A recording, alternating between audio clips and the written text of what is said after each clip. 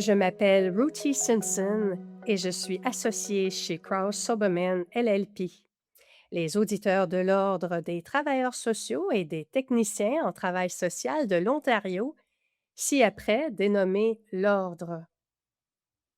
On m'a demandé de présenter un aperçu des états financiers résumés pour l'exercice clos le 31 décembre 2025. Les états financiers sommaires font partie du rapport annuel 2025 et comprennent le rapport des auditeurs indépendants sur les états financiers sommaires, l'état sommaire de la situation financière au 31 décembre 2025, l'état sommaire des variations de l'actif net, l'état sommaire des résultats et les notes afférentes pour l'exercice clos le 31 décembre 2025. Les chiffres comparatifs pour l'exercice 2024 sont également inclus.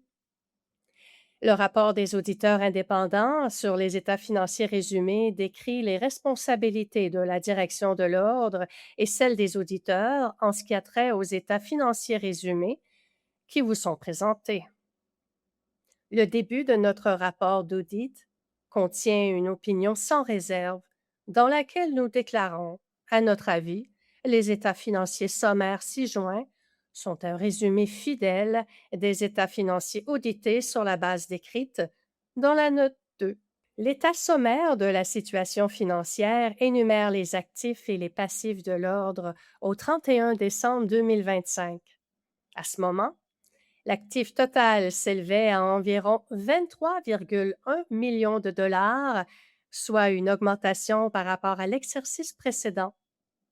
Ceux-ci comprenaient argent comptant de 7,5 millions de dollars, placement de 13,1 millions de dollars, matériel, amélioration locative, logiciel et coûts de mise en œuvre de la base de données de 2,2 millions de dollars, charges payées d'avance et débiteurs divers de 201 000 dollars. Les placements continuent d'être répartis entre les avoirs à court terme et à long terme. Les placements à court terme comprennent les actions, les titres étrangers, les fonds communs de placement, les certificats de placement garantis et les obligations arrivant à échéance en 2026. Les placements à long terme sont constitués d'obligations venant à échéance entre 2027 et 2032. Comme les années précédentes, les échéances sont échelonnées afin d'assurer la disponibilité des fonds au moment opportun. Les coûts liés à la mise en œuvre de la base de données continuent d'augmenter à mesure que l'Ordre poursuit le déploiement de son système de GRC. Les charges payées d'avance comprennent les paiements anticipés pour le loyer et les frais de licence de logiciels. Le total du passif au 31 décembre 2025 s'élevait à environ 12,3 millions de dollars. Ce montant se composait des éléments suivants: 9,6 millions de dollars de revenus reportés et 2,7 millions de dollars de comptes fournisseurs et charges à payer. Les produits reportés représentent les frais d'inscription et de demande perçus en 2025 pour l'année d'inscription 2026. Ce solde important est attendu car les frais d'inscription pour 2026 étaient dus et payables au 31 décembre 2025. Les comptes fournisseurs et les charges à payer se rapportent aux services rendus ou aux produits reçus en 2025, mais non payés avant 2026, ainsi qu'aux coûts estimatifs d'enquête et de résolution des plaintes et des questions disciplinaires. Ces estimations fluctuent en fonction du nombre et de la complexité des cas. L'actif net au 31 décembre 2025 s'élevait à environ 10,7 millions de dollars, soit l'actif total moins le passif total. Cela comprenait 2,2 millions de dollars investis dans l'équipement, les améliorations locatives, les logiciels et les coûts de mise en œuvre de la base de données. 8,5 millions de dollars en actifs nets sans restriction ou excédent. Ce surplus représente le montant dont dispose l'Ordre pour couvrir les dépenses de fonctionnement annuelles, remplacer l'équipement et la technologie et financer les projets nécessaires à l'exécution de son mandat en tant qu'ordre de réglementation. Il est également important pour l'Ordre de maintenir des fonds suffisants pour financer les audiences disciplinaires au fur et à mesure qu'elles surviennent. Les détails des deux fonds figurent dans l'état sommaire des variations de l'actif net. État sommaire des résultats. L'état sommaire des résultats énumère les revenus et les dépenses pour l'année civile 2025.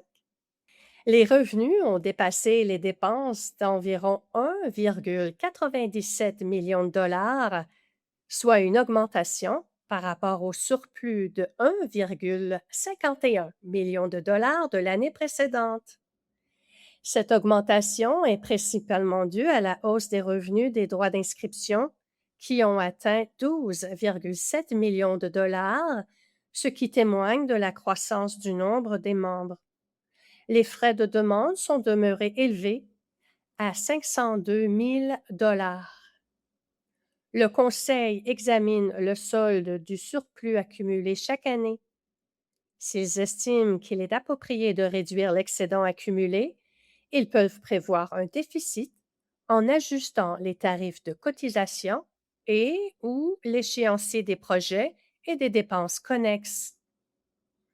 Les dépenses pour 2025 se sont élevées à 12,1 millions de dollars, soit une augmentation par rapport à 2024. Les salaires et les avantages sociaux demeurent la catégorie de dépenses la plus importante, à 6,1 millions de dollars, soit environ la moitié des dépenses totales. La diminution d'environ 340 000 dollars d'une année à l'autre est liée au changement de personnel et aux postes vacants à des postes clés. Les services d'informatique en nuage ont augmenté pour atteindre 434 000 dollars, ce qui témoigne de l'utilisation continue du système de GRC et des services infonuagiques connexes. L'amortissement des coûts de mise en œuvre de la base de données s'est élevé à 336 000 dollars, ce qui est conforme à l'amortissement annuel du système de GRC.